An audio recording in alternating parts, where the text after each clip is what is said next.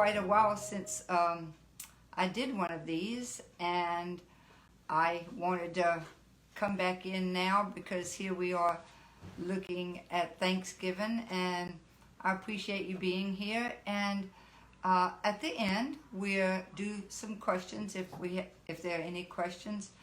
But looking at everything that's been going on in just the last couple of weeks, I felt like this might be a very appropriate time to have a talk.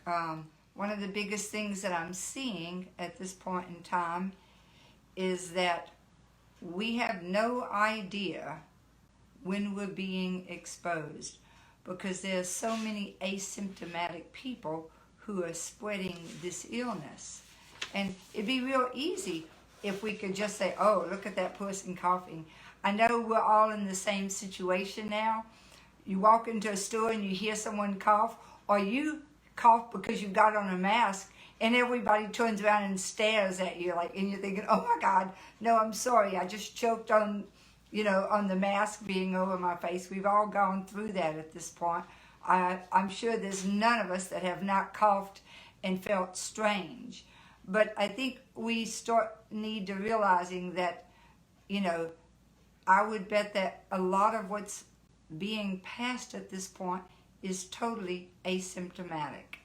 And that's, we're seeing that people are going in and getting tested and somehow coming out that they have COVID, even though they have absolutely no symptoms. A lot is going on with us as far as the country right now. And, we won't even go into the politics of all of this, because we're all aware of it and we're all looking at what we can do to help shift that. There's news about 2 vaccines that are coming out, but the truth is those are not going to be widely available until the spring. It's nice to say that there's a meeting by the FDA on the 10th of December. And so at that point, they're expecting to basically approve of these, and they'll become available on the 11th and 12th. But it's a small group of people that are going to have access to it. And it's not going to be the masses. It's going to be a small group of people. And it'll be the springtime before it becomes available to the masses. And, we are in for some heavy difficulties between now and the end of February. We see that, with the holidays coming up, even the small amounts of things that we've had already, that it's, spreading dramatically. And if young people are going home, we can see that it's going to spread even faster. By this last Friday, the United States had reached almost 12 million. But all of these are things that you can hear on the news. So I'm just throwing a few things out. But what I want to do is talk about the things that you don't see on the news and that you don't hear. And how is this virus impacting us from a Chinese medicine perspective? What do we know about it from a Chinese medicine perspective? Because that gives us the ability to have some feeling of control, and what can we do to protect ourselves as much as possible. One of the recent things that happened recently was remdesivir. We had thought that was going to be a wonderful cure, and that it might really impact people's lives. Our president took it. It was one of the things that they talked so much about. And now what we've seen with all the research that's coming out is that, we could give people that and they might feel that something's happening, but it has no impact on mortality. And mortality rates are the same with or without it. And so without it impacting mortality, it's not the miracle drug that we were thinking it would be. What I've tried to do today is to take and look at those things that really do show up from a Western medicine perspective that we can understand from a Chinese medicine perspective. And one of those, and it's probably the most interesting thing that I've seen in all of my research, is a blood marker called the D-dimer, okay? And that is a blood marker that has to do with a protein that's released when a blood clot is dissolving in our body.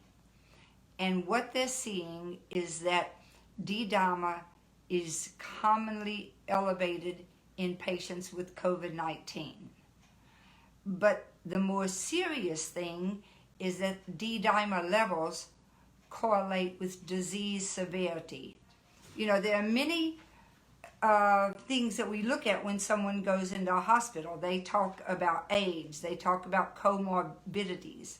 But what they've seen is that a D-dimer at admission is the only variable associated with increased odds of mortality. That's the one variable we know that has an increased, likelihood of mortality. So if we look at that, then what we want to do is think about, well, what is a D-dimer level? And if we, from a Western perspective, D-dimer is basically elevated when there are any kinds or any diagnoses of thrombosis. And this has to do with blood clots. And earlier on, I spoke about blood clots, months ago, that we were looking and seeing that maybe people who had poor outcomes might have what we refer to in Chinese medicine as strong blood stasis.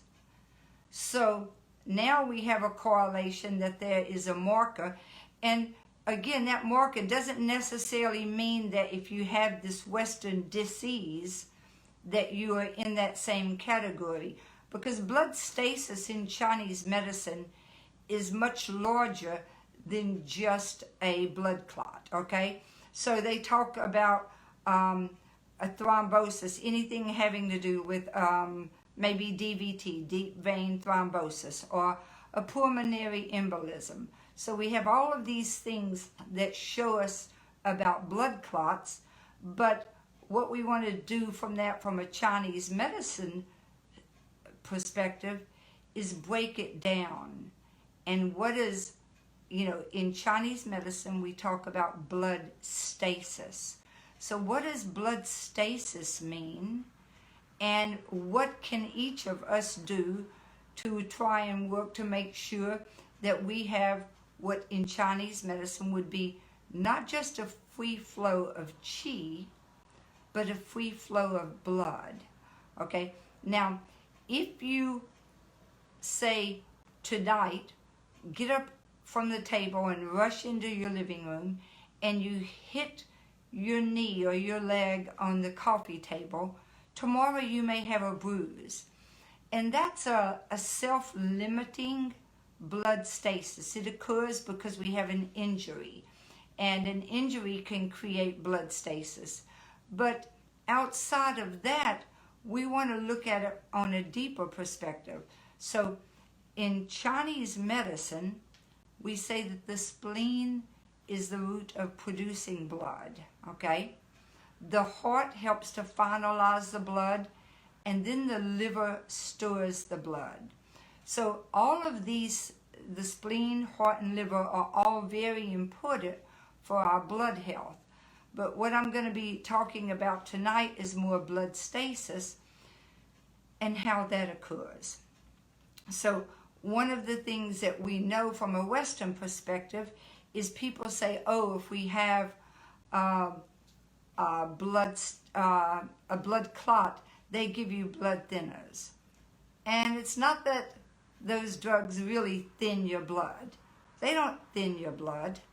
What they do is make it more difficult for the blood to clot. But it's not that it really thins your blood. Since my phone has lit up in the last 30 minutes, I have to tell you that all of my relatives are calling because they are all finding out that my sweet mother has been exposed to the coronavirus. So I'm getting many phone calls from family, and it kind of pulls me away for a second, but I'll come back in.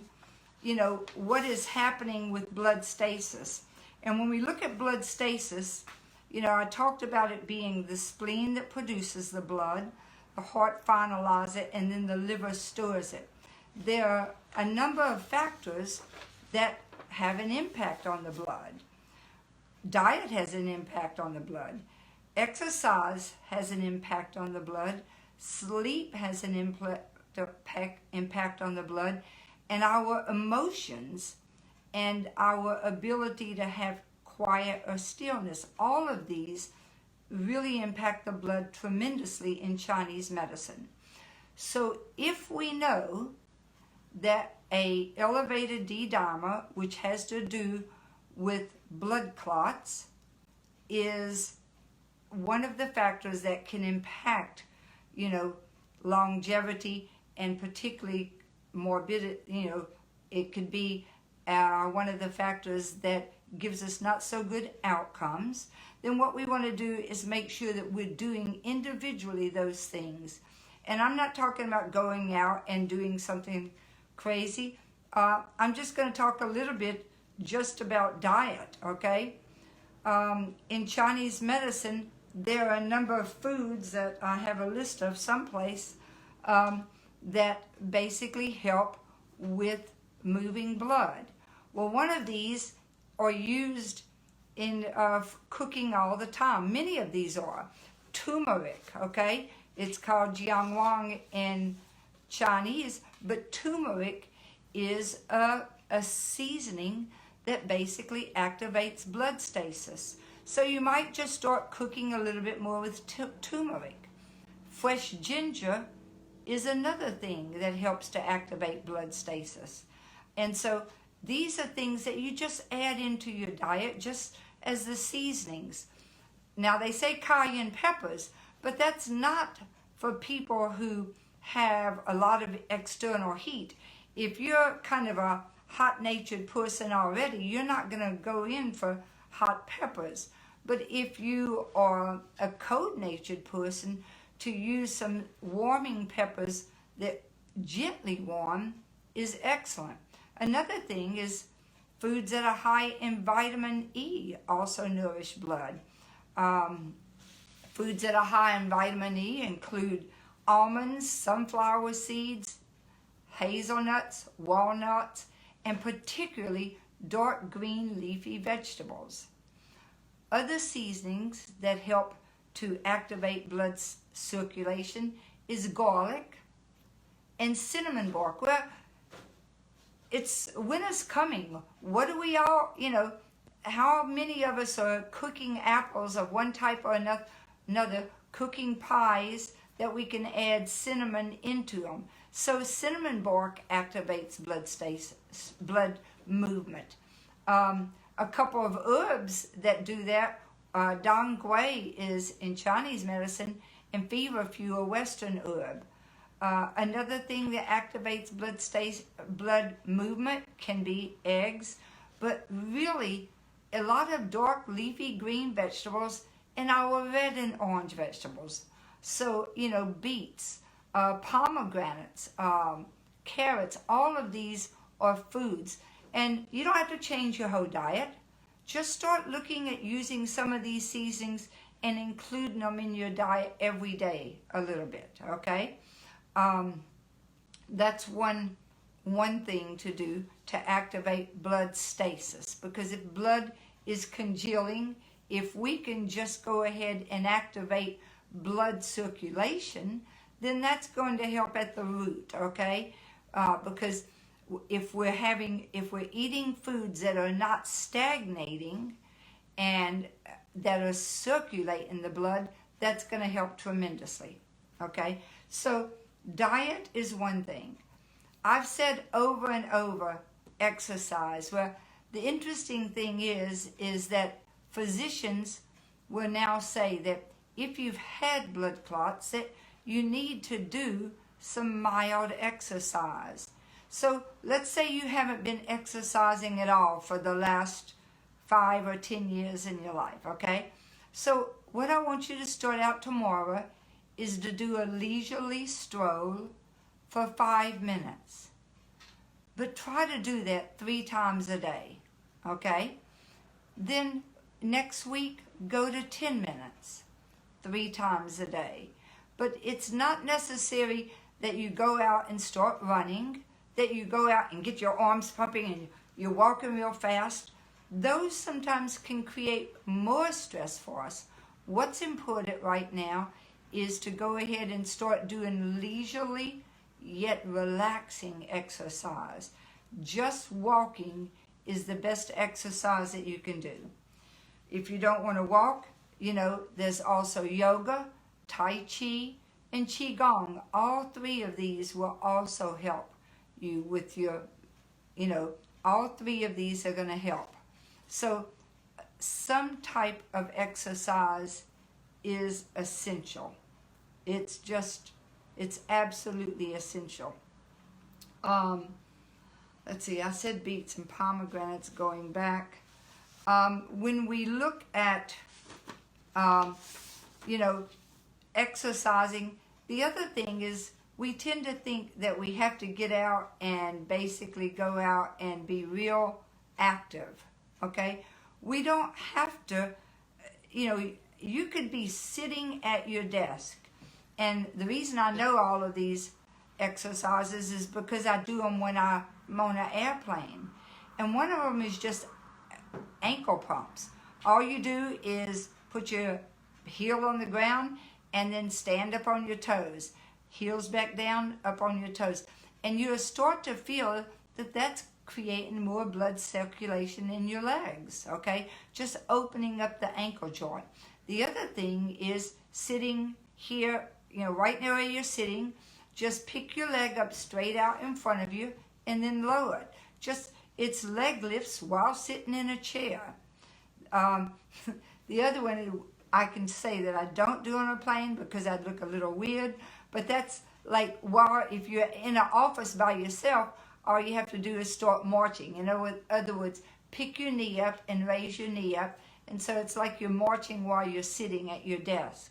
But even just lifting your feet, so leg extensions and ankle pumps, while you're sitting at the desk, these are minute things that can really, really help with blood circulation. I tend to now, my job, I used to walk from room to room all day long seeing patients. I only see patients 1 day a week. Mostly I'm sitting at this desk at the college now. And so I have my life is very different since I'm not seeing patients, just because I'm not on my feet as much anymore. So even while you're sitting at a desk, you can still be activating blood circulation. It doesn't take you going out and running a half marathon. All we have to do is get a little bit of activity to make a big, big difference. So that's my part about exercise. So we've talked about some foods that you include that help to do with resolving blood stagnation, okay? And we've also talked about foods that tend to activate blood.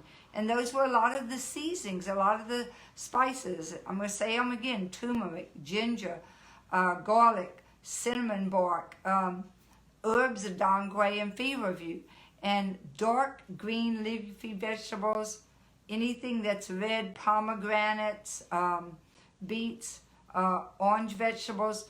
All of these tend to help to nourish blood and move blood. So make sure that you're including those in your diet. So we talked about diet. We've talked about exercise. Sleep is the next one. And in Chinese medicine, sleep, we don't tend to sometimes talk about that very much. But at nighttime, our blood is collecting down in our liver, not up here in our heart, but down in our liver when we sleep.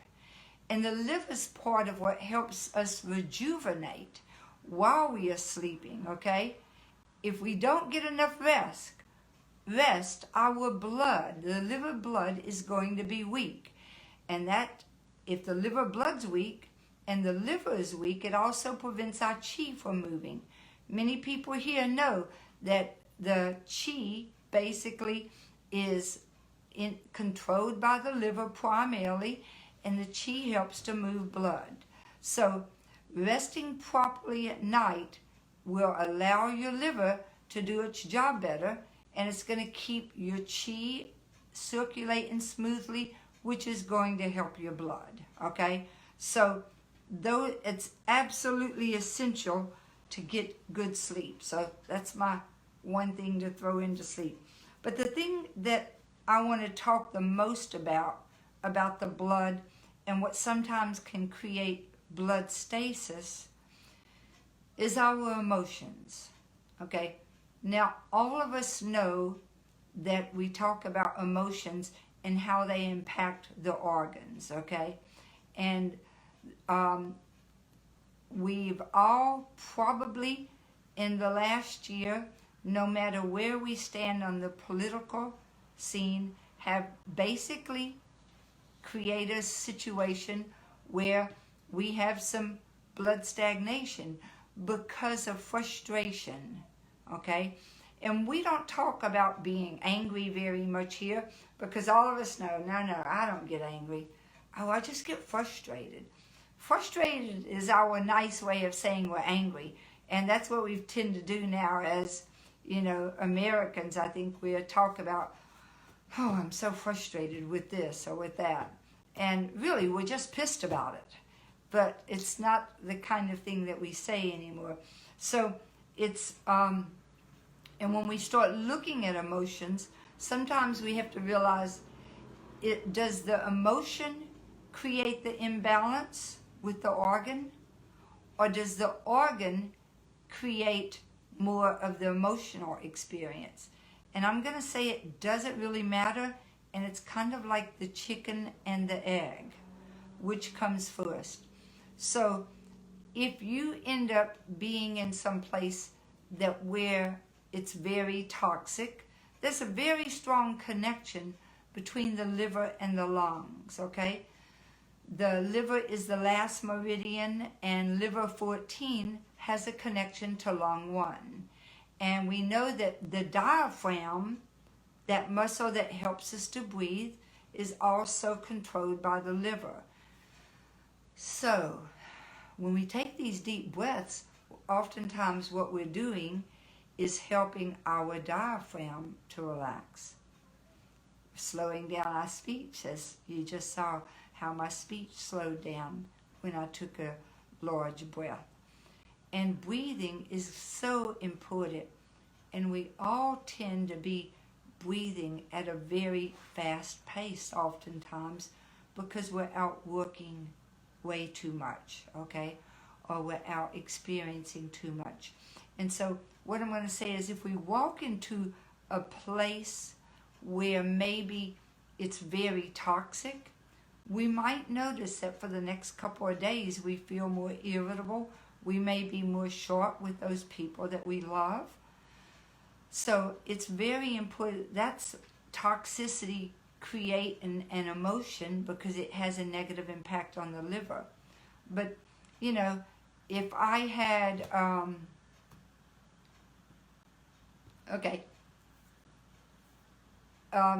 I'm renovating my house right now, and the floors have just been redone, and we left a window open, a door open yesterday at my house, and when I walked in, I realized, oh my goodness, if a bear had walked into my house, it could have totally destroyed it because we left a sliding door open.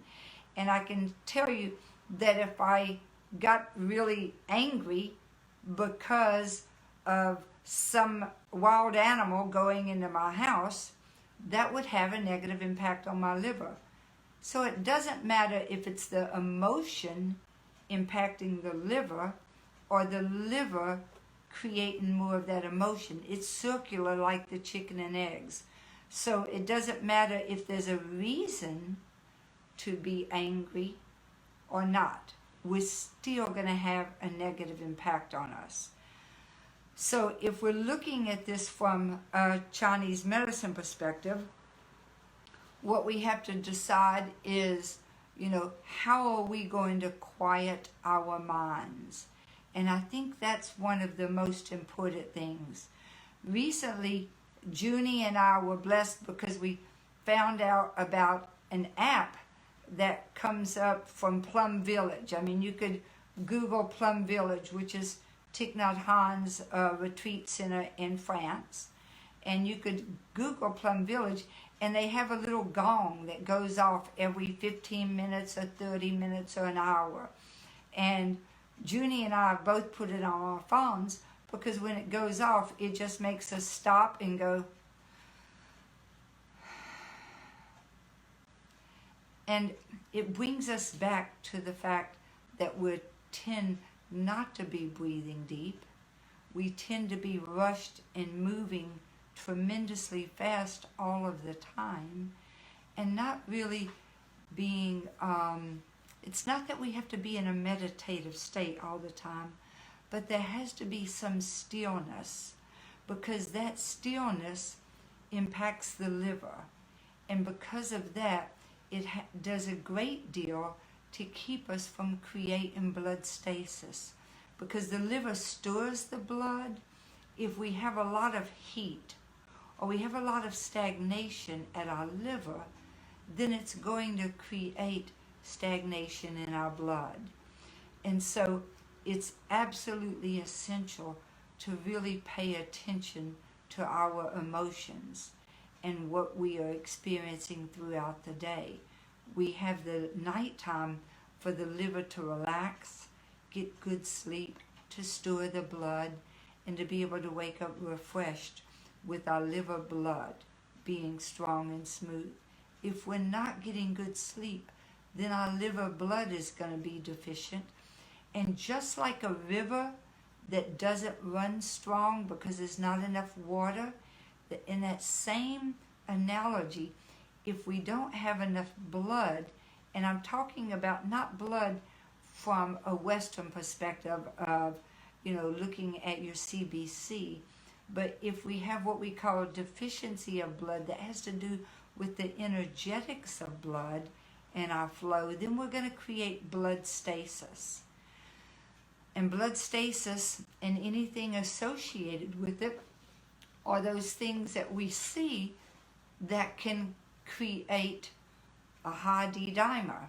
And none of us, all of us want to be able to know that our blood is flowing smoothly, that we're not having emotions that are coming up all of the time.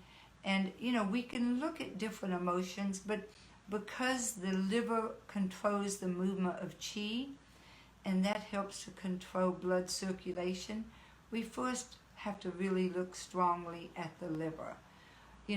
Other things can also impact the blood, but it doesn't create blood stasis like the liver does, So that's why I'm talking so much about the liver. And so I'm talking about frustration and anger and resentment. And the other thing I want to talk about is we've been talking about what's happening on a day-to-day basis. And all of us have had traumas in our life. None of us get out of this lifetime without having a trauma, without having grief, without having some frustration, without having worry. Worry is the emotion that has to do with the spleen, okay? And so if we are not basically, if we're sitting and perseverating, or we go to sleep and all of a sudden our brain starts spinning because I've laid down and now every thought I have in my head is going spinning around. If those are the things that are happening for us, then we're always in some type of a turmoil. And I want everybody to stop and look back at your life, because sometimes there may be somebody that we're still carrying resentment or frustration towards. And that resentment or frustration is not impacting that person, it's only impacting ourselves. And so, sometimes people think that you have to have the people together to be able to heal. But my healing has nothing to do with someone who maybe I have the view that they mistreated me or did something in the past.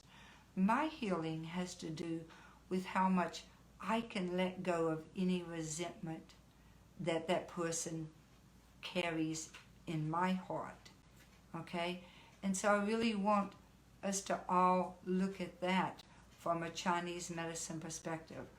What are we carrying from the past that we no longer need to?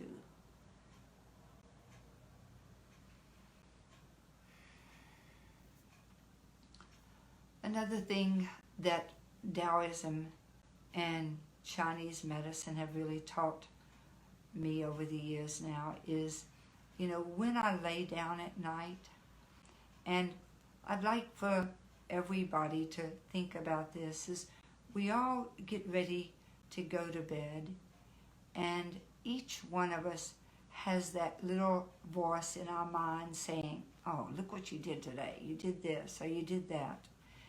And I oftentimes would tell, people that I'm talking with, would you ever say that to your best friend?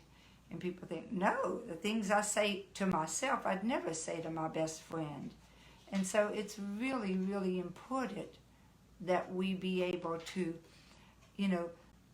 those things that we're saying to others, that we can let go of those things at nighttime.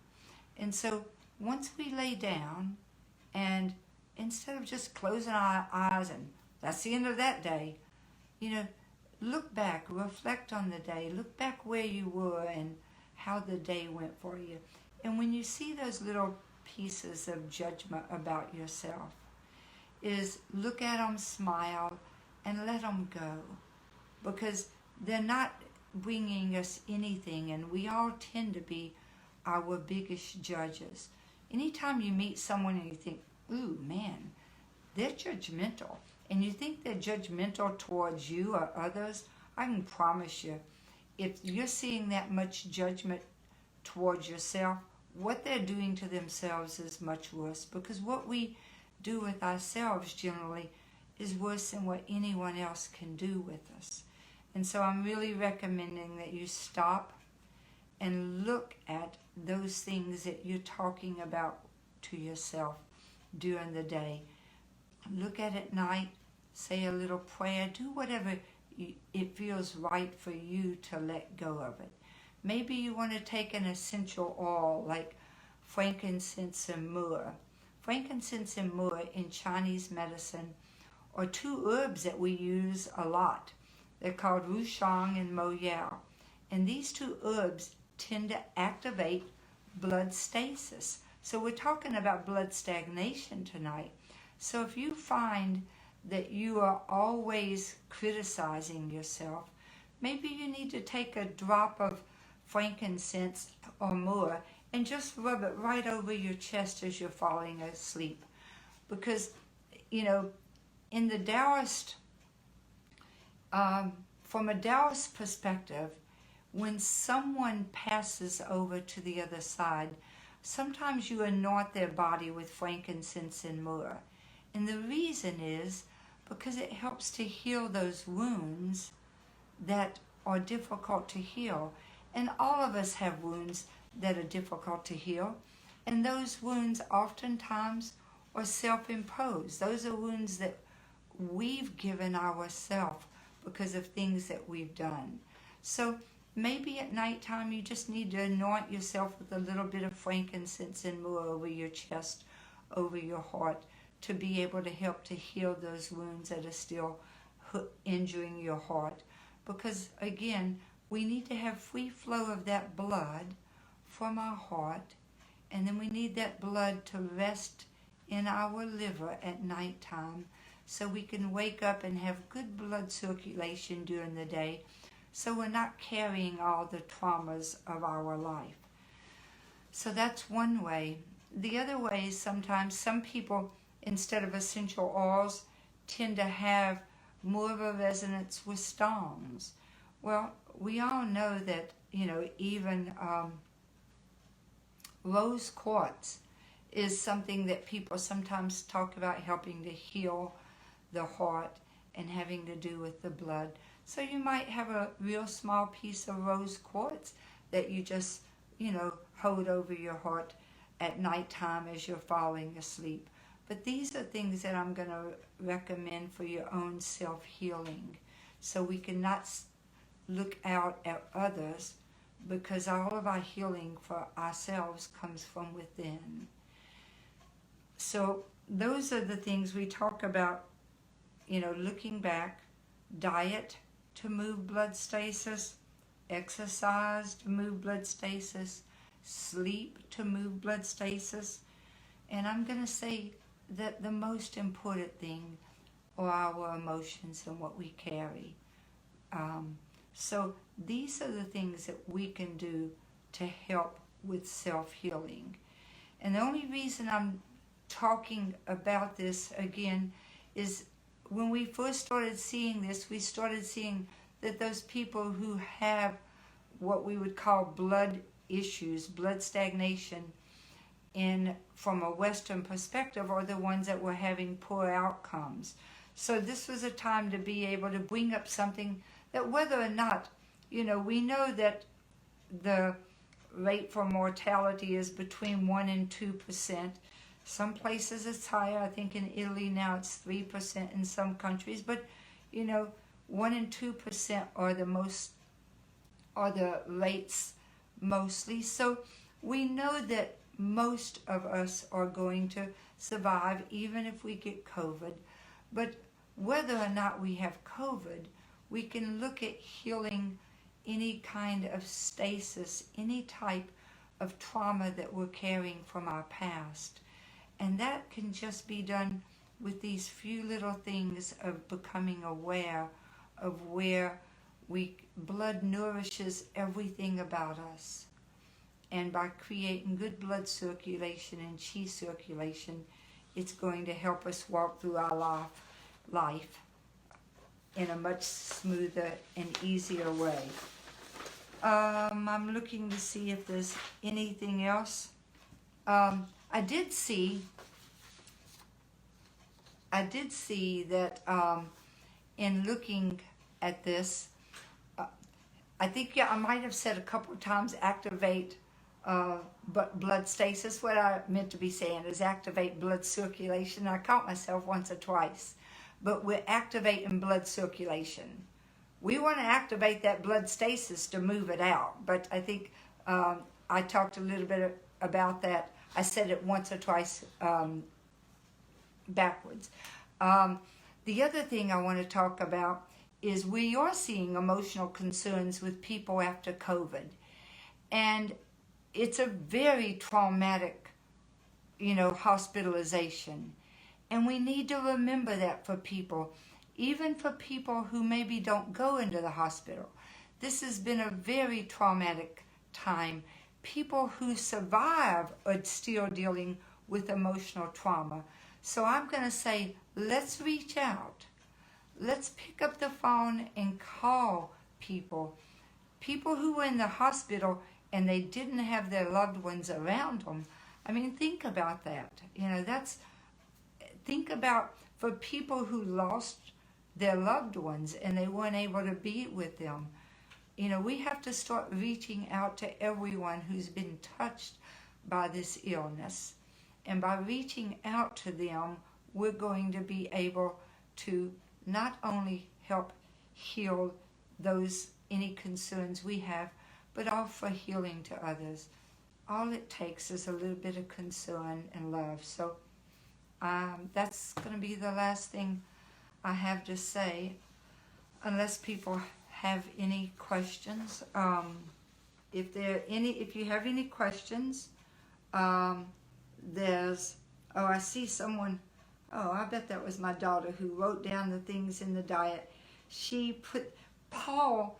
Also, the man behind the scenes is Paul, and I really want to thank him for setting all of these up.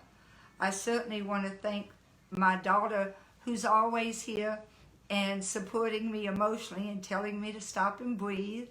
And I also want to thank Jennifer, who's always here fixing me a cup of tea, because if I have jasmine tea while I'm doing or teaching anything, it helps my life and it helps me. So thank you to the three of them. And the Genie, I just saw this, it's called the Bell of Mindfulness, the Plum Village app.